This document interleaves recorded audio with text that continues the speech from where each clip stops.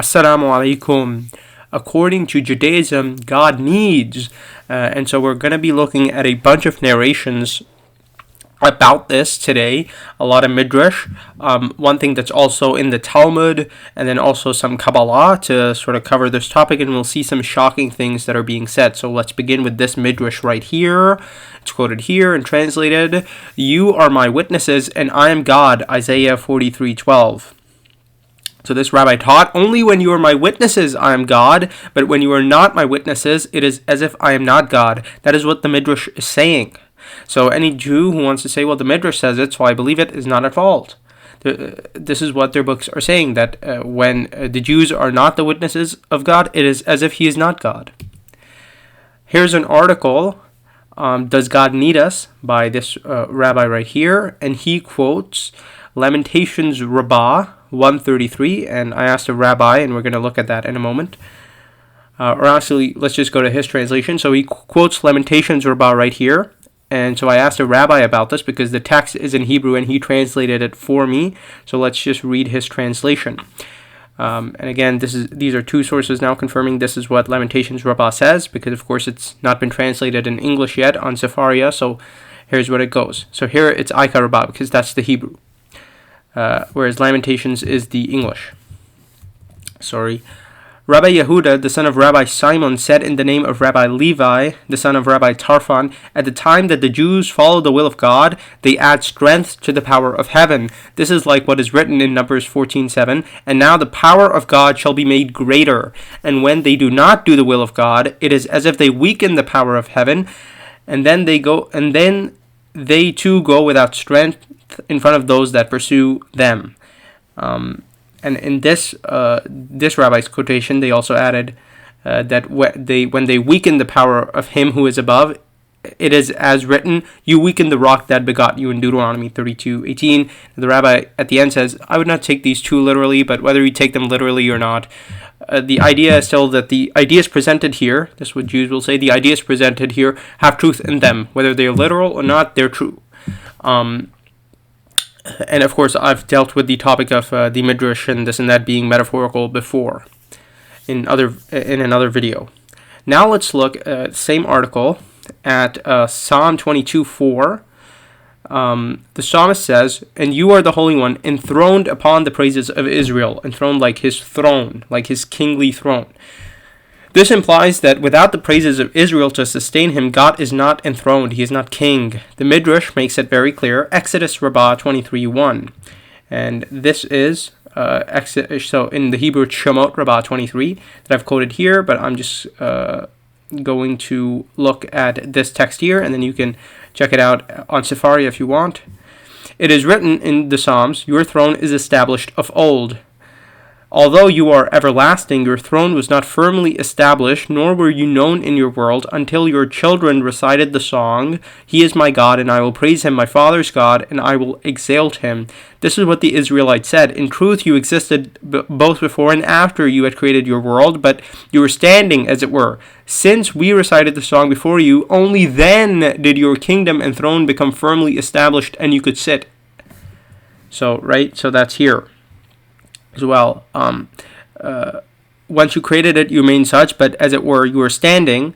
But once you stood at the sea and we recited the song before you, your kingdom was made firm and your throne was established. So there you go. So it's only because of the praises of Israel that God became a king and became established. So also when we go to the Kabbalah, we have this concept that God needs the Jews to keep the Torah so that they so that the Sfirot can sort of join together. So according to the same article, they say here, the Zohar contends that God has 10 parts or 10 attributes or emanations or whatever, which become disjointed. Our task is to help God become one. Again, this will usher in the Messianic age. The Jewish Virtual Library on Reasons for Commandments writes under Kabbalah, this is according to the Kabbalah, which again 99.9% of Jews, like Tovia Singer, this is the Orthodox position, believe in. Fulfilling the commandments also strengthens divine harmony in the universe.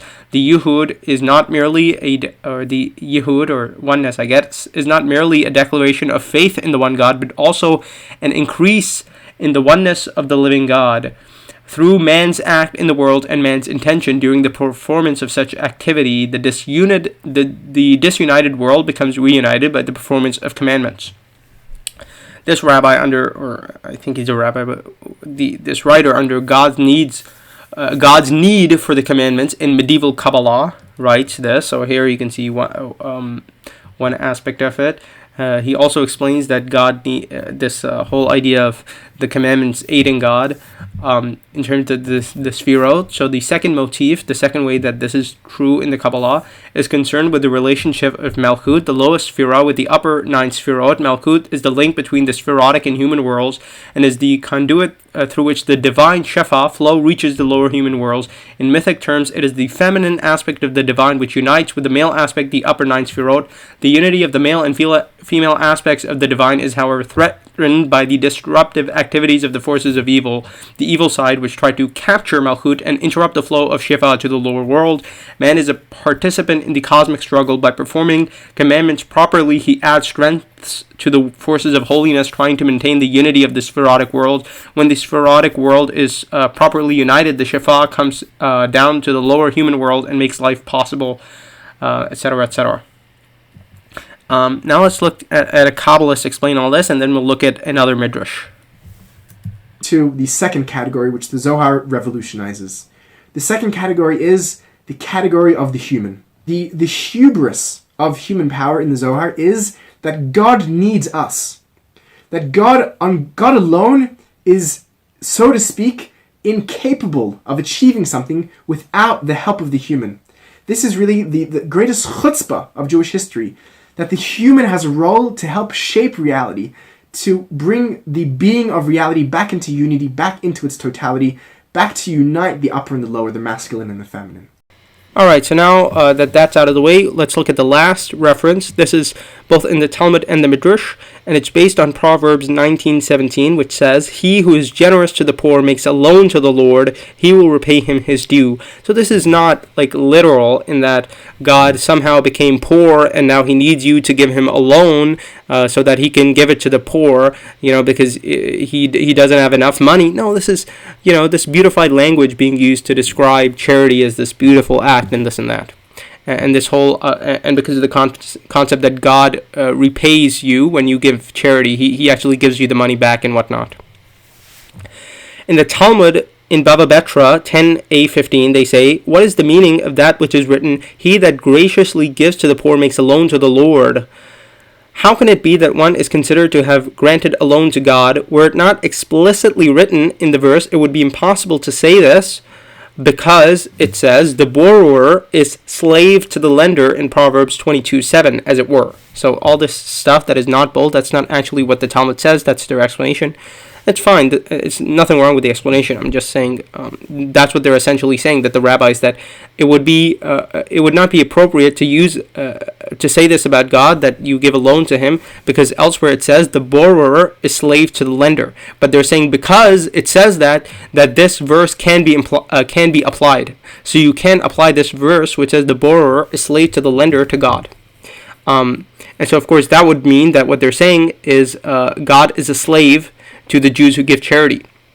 The problem is you cannot apply that verse there, because in Proverbs 19:17, obviously this is not literal in that God literally became poor and he needs you to give him a loan. Rather, it's this beautified language being used.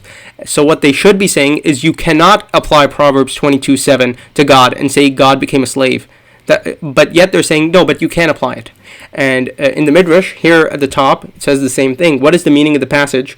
"He that is gracious unto the poor lendeth most to the Lord." If this were not written, it would be impossible to conceive its conception, for it appears as though it were possible to apply to him the passage, and the borrower is slave to the lender. So they're saying, yeah, you can apply the passage that the borrower is slave to the lender to God, and that would mean that you can say that God, who is in this case the borrower, because he's the one who's getting the loan, God is a slave to the lender, who in this case are the Jews who give charity. So God is a slave to the Jews, or to those who give charity, right? The reason I mentioned Jews is because, of course, Jews are the believers, according to them. Now, it's interesting because, I've been translating this word, servant, as slave, because in the Hebrew it says abed, and as you can see here, that means slave. That's the primary meaning. Attended bondage, male servant, slave, servant, slave. So slave, servant are both correct, but slave is what is the better translation, or the primary translation. Now it's interesting, when we look at the whole verse, it says the rich rule over the poor and the borrower is slave to the lender.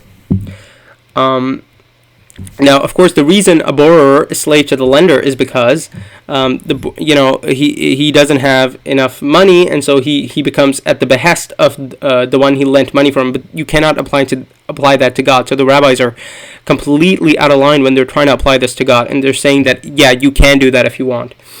Also interesting that it begins by saying the rich rule over the poor, because the Medina Jews said a very similar thing, and in the same context. And so it seems that they had this tradition with them. So because in the Quran it also says, who will loan to Allah a goodly loan so that He may multiply for him many times. And so when this was revealed, the Jews said, this according to Ibn Kathir, the Jews said, "O Muhammad, has your Lord become poor so that He asks His slaves to give Him a loan?" Allah then sent down, لَقَدْ سَمِعَ اللَّهُ قَوْلَ الَّذِينَ قَالُوا إِنَّ اللَّهَ فَقِيرٌ وَنَحْنُ أَغْنِيَاءٌ. Indeed, Allah has heard the statement of those who say, "Truly Allah is poor and we are rich." So it seems they had the same tradition, because they said a very similar thing in the same exact context. Now the words we're going to look at, that they were saying that Allah is poor and we are rich, this can also be translated as Allah is in a state of need and we are not in need. Right? Because literally, to be rich in Arabic means to be self-sufficient, that you don't need anything, as you can see here, the second definition. And to be in a state of poverty, to be faqir, to be poor, literally means to be in need, as they said here, in need of. So both, you can translate this ayah both ways. So I'm going to go with the translation with the needy and self-sufficient, because of course the whole topic of our discussion today is them saying that God is needy. So that is the most that is a more applicable translation to our topic today. لقد سمع الله قول الذين قالوا إن الله فقير ونحن أغنياء سنكتب ما قالوا وقتلهم الأنبياء بغير حق ونقول ذوقوا عذاب الحريق. Allah has certainly heard the statement of those who said, "Indeed, Allah is needy while we are self-sufficient." We will record what they said and their killing of the prophets without right, and we will say, "Taste the punishment of the burning fire." Right? Indeed, Allah is poor while we are rich, or indeed Allah is in a state of need while we are not in a state of need. That's what they said, and that was Allah's response.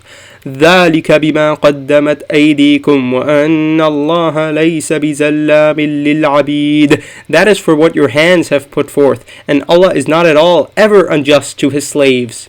And so these ayat about the Jews in the Quran are very applicable in light of what we have read today.